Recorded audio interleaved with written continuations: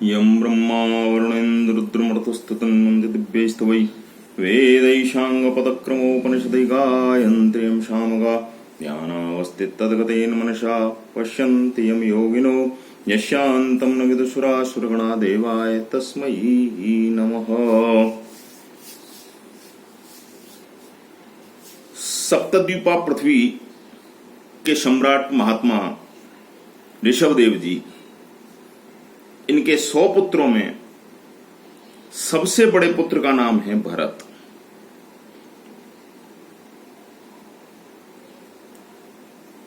ये भरत जी ऋषभदेव जी की शिक्षा पा करके इनके अंदर अत्यंत वैराग्य उत्पन्न हो गया। अपने पिता की शिक्षा पाकर इनके अंदर वैराग्य उत्पन्न हो गया, मोह माया से दूर हो गए। देखो, माता और पिता दोनों का यह धर्म है कि अपने संतान को पढ़ावें, अच्छी शिक्षा दें, ये धर्म है। और जो माता पिता अपने संतान को शिक्षा नहीं देते हैं वो उस संतान के वैरी होते हैं। माता वैरी पिता शत्रु ये न बालो न पाठितः। माता वैरी पिता शत्रु, जो बालक को नहीं पढ़ाते हैं वो बालक के क्या होते हैं? वैरी होते हैं। इसलिए अपने बच्चों को शिक्षा देना, सुशिक्षा देना है, अच्छे धर्म ग्रंथों की नीति की शिक्षा देना, ये माता पिता का कर्तव्य है। तो ऋषभदेव जी की शिक्षा पाकर के राजा भरत अपने पुत्र सुमित को राज्य दे करके वानप्रस्थ यानी वन को चले गए। वन को चले गए, वहां पर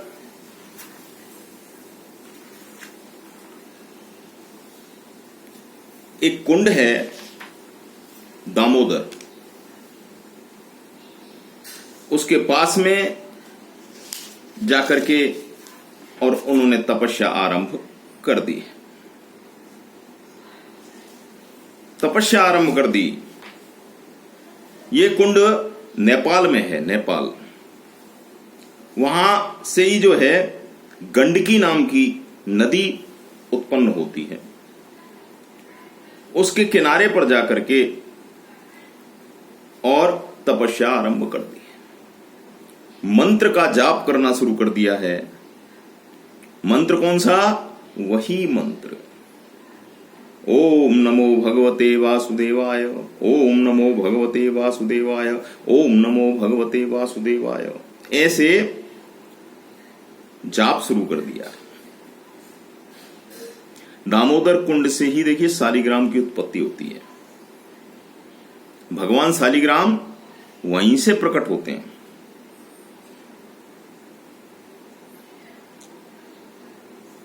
भरत जी वहां पर तपस्या कर रहे हैं और तपस्या में फल खा के ही रह जाते हैं, कभी पत्ते खा करके ही रह जाते हैं। नदी के किनारे पर एक दिन तपस्या कर रहे थे तो वहां पर क्या देखते हैं कि एक हिरणी, एक मृगिनी जो कि गर्भवती है, जल पीने के लिए आई है।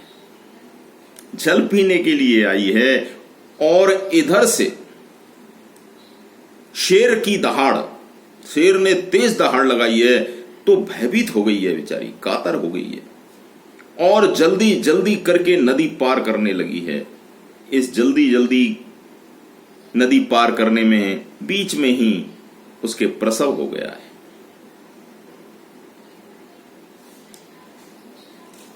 बच्चा हो गया बीच में, और भयभीत होकर के नदी पार करके वो शेर के डर से मृगिणी का प्राणांत हो गया। मृगिणी की मृत्यु आ गई है। मृगिणी मृगशैया पर चली गई। मृत्यु सैया पर चली, मर गई। बालक को अनाथ छोड़ करके संत के अंदर दया भाव होता है, दया भाव होता है, और ये अच्छी बात है, दया भाव होना अच्छी बात है। भरत जी के अंदर दया उत्पन्न हुई है, इस बालक का कौन ध्यान रखेगा?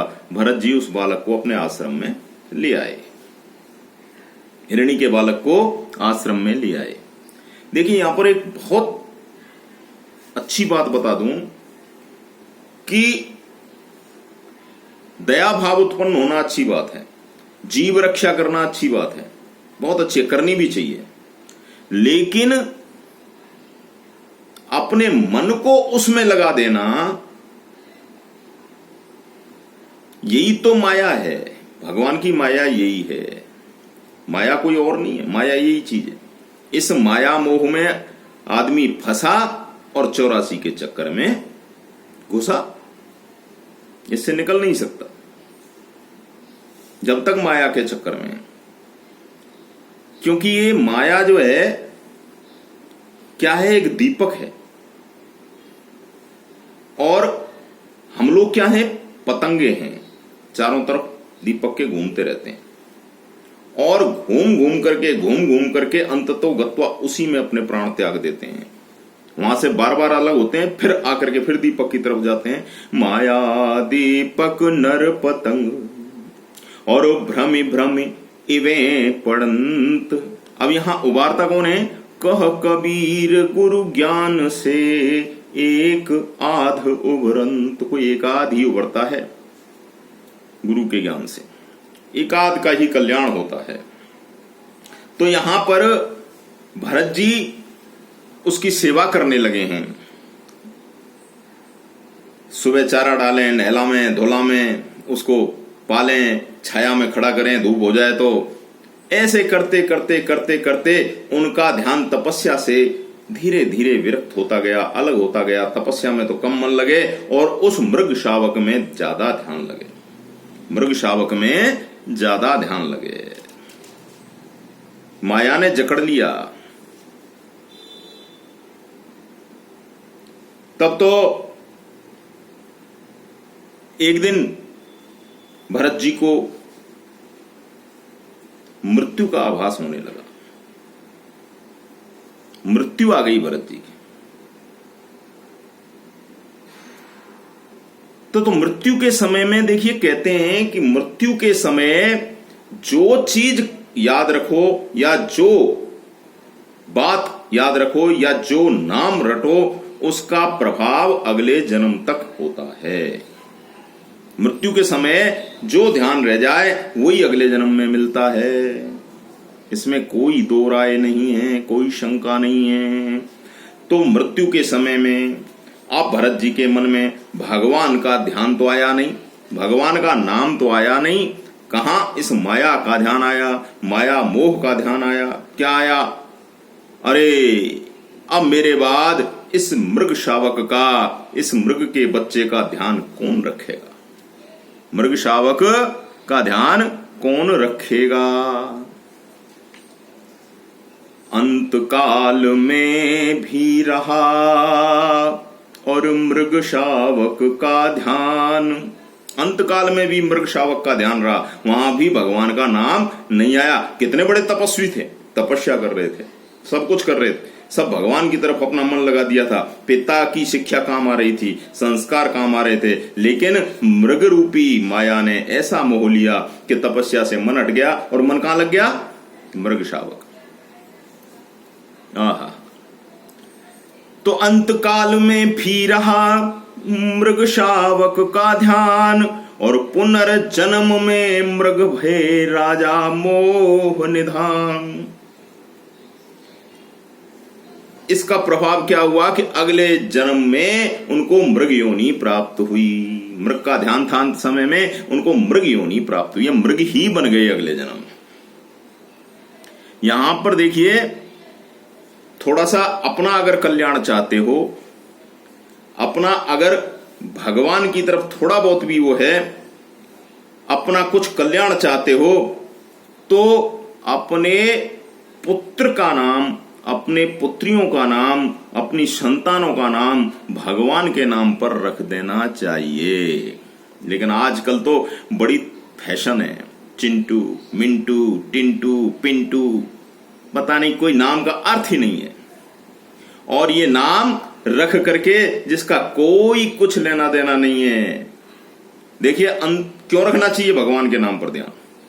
क्योंकि भगवान के नाम, बच्चों का क्यों रखना चाहिए भगवान का नाम? क्योंकि मृत्यु के समय इस माया मोह में डूबा हुआ आदमी भी, उसका ध्यान कहां रहता है? ज्यादा से ज्यादा अपनी संतान की तरफ, अपनी संतान की तरफ। कोई कष्ट होता है तो भी संतान को पुकारता है। अजामिल कथा में तुमने देखा है, अजामिल जैसा पापी भी अपने पुत्र का नाम नारायण रखने के कारण तर गया, क्योंकि अंत समय उसने अपने पुत्र को पुकारा, भगवान को नहीं। लेकिन भगवान के कान में बात जाकर के पड़ी। इसलिए यहां पर ये स्पष्ट कर दें कि अपने पुत्र का नाम नारायण के नाम पर रखो। गोविंद रखो, मुरारी रखो, श्याम रखो, मोहन रखो, सहस्रों नाम है भगवान के। उन नाम का प्रभाव यह होगा कि अंत समय में तुमको अपने पुत्र की याद आएगी, और पुत्र का नाम किंचित आपकी जबान से निकल गया तो प्रभु आप पर जरूर कृपा करेंगे। इसलिए अंत समय में जैसा रहेगा वैसा अगले जन्म में भी वैसा ही प्राप्त होगा। तब तो यहां पर वो मृग योनि को प्राप्त हो गए भरत जी। अब मृग योनि में प्राप्त होने के बावजूद भी क्या हुआ कि वो मृगों के झुंड में नहीं जाते हैं। वो कहां जाते हैं? जहां पर कथा हो रही होती है, जहां पर भागवत हो रही होती है, जहां पर प्रभु की चर्चा हो रही होती है, जहां पर सत्संग हो रहा होता है।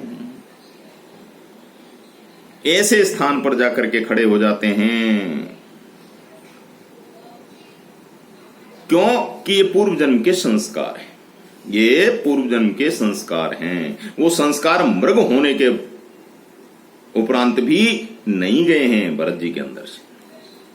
उनको भगवत चर्चा बड़ी प्यारी लगती है, कथा बहुत प्यारी लगती है, भगवान की सत्संग बड़ा प्यारा लगता है, वहां जाके खड़े हो जाते हैं। ऐसे करते करते इस मृग योनि से भी भरत जी को मुक्ति मिल गई है।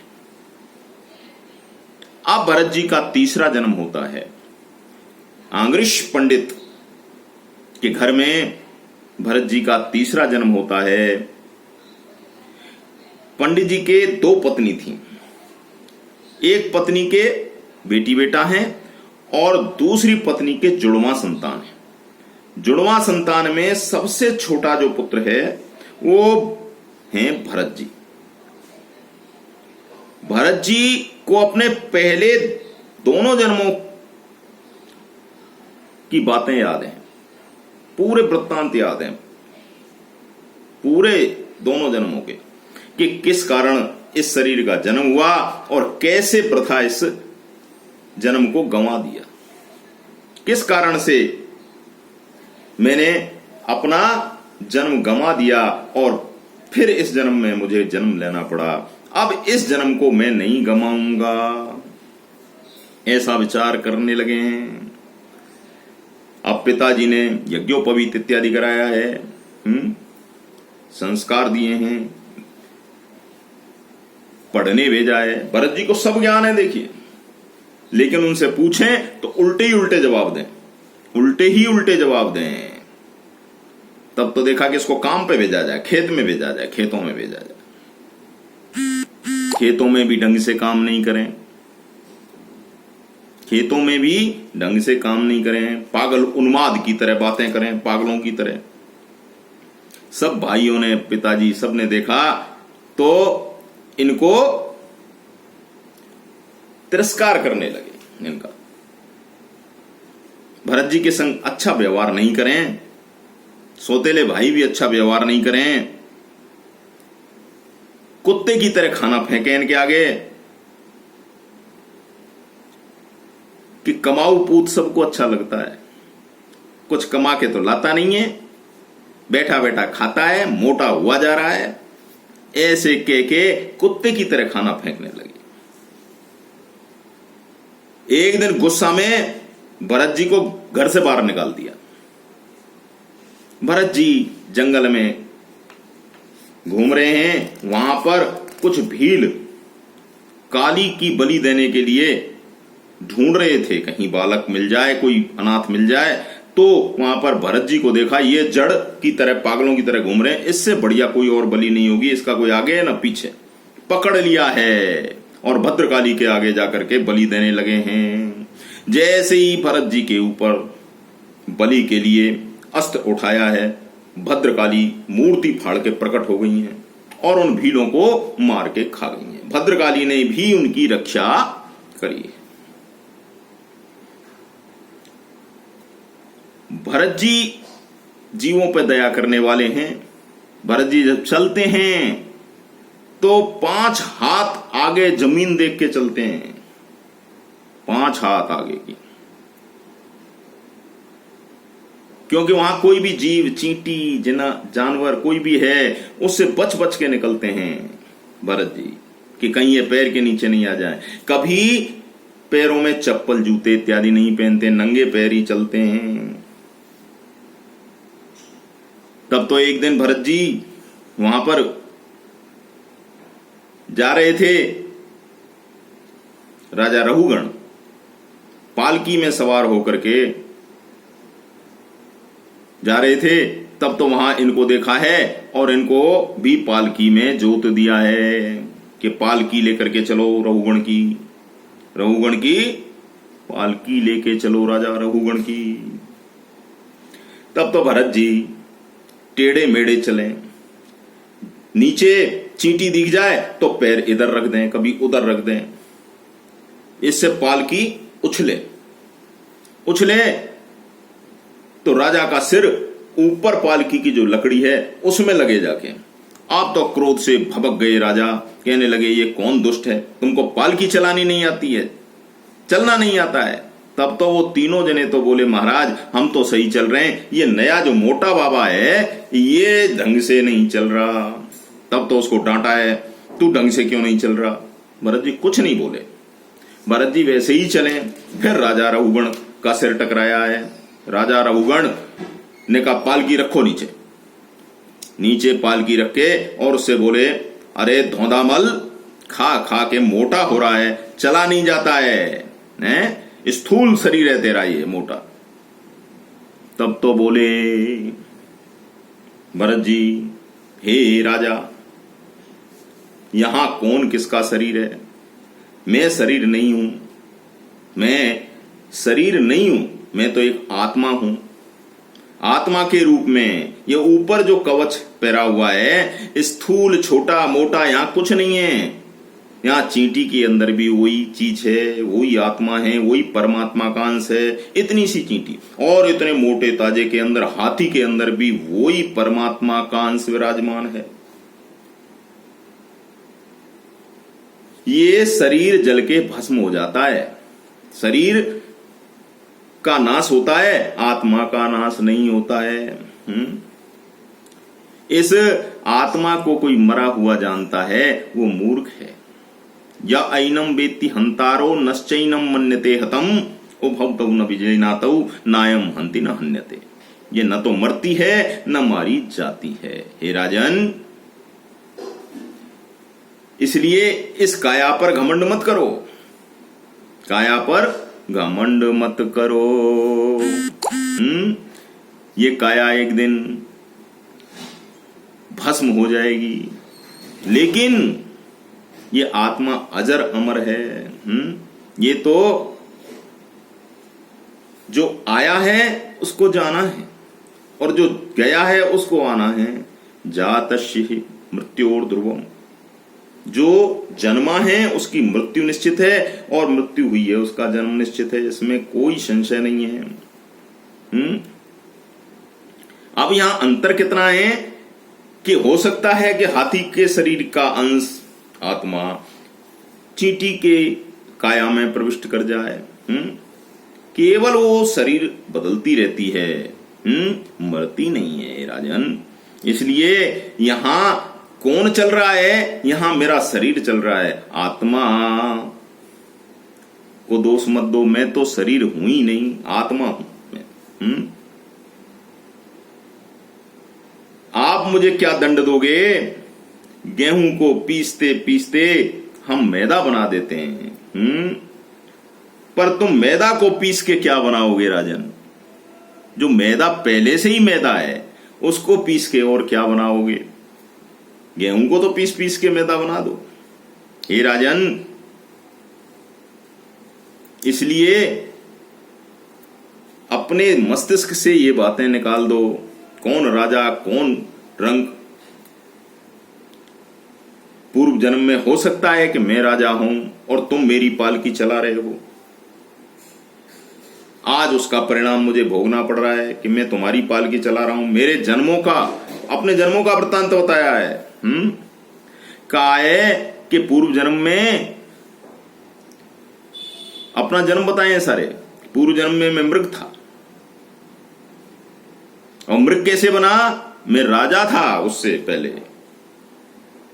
मृग शावक में ध्यान मेरा चला गया, इसलिए मुझे मृग योनि मिली। लेकिन पूर्व संस्कार के कारण मृग योनि में भी मेरा ध्यान भगवान से नहीं हटा, और मैं पुनः मृग के बाद पुनः नर योनि में प्राप्त हुआ। मैंने पुनः ये शरीर धारण किया है, अर्थात मेरी आत्मा ने ये शरीर धारण किया है, क्योंकि आत्मा शरीर बदलती है। वांशांशि जीर्णानि यथा विहाय नवानि गृह्णाति नरोपराणि। वांशांशि जीर्णानि यथा विहाय नवानि गृह्णाति नरो। पुराना वस्त्र धारण करके, पुराना वस्त्र त्याग करके, जैसे मनुष्य नया वस्त्र धारण करते हैं, जैसे इस वस्त्र फट गया, खराब हो गया, तो क्या करते हैं हम लोग? नया वस्त्र धारण कर लेते हैं। तथा शरीराणि विहाय जीर्णा नन्यानि संयाति नवानि देहि। इसी तरह से पुराने शरीर को छोड़ करके आत्मा जब जीर्ण क्षीण शरीर हो जाता है तो नया शरीर धारण करती है। हे राजन, ऐसी बातों को जब रघुगण ने सुना है, तब तो कहने लगे, हे प्रभु आप कौन हो? आप निश्चित रूप से कहीं कपिल मुनि तो मेरा जीवन सुधारने के लिए नहीं आए हो। मैं आपकी शरण में हूं। हे प्रभु मेरी रक्षा करो, मेरी रक्षा करो, मेरी रक्षा करो। ऐसे रघुगणों को उपदेश दे करके भरत जी आगे निकल गए हैं, और भरत जी तपस्या करते करते करते करते भगवान के लोक धाम को प्राप्त हुए हैं। बोलो श्री भागवत भगवान की जय।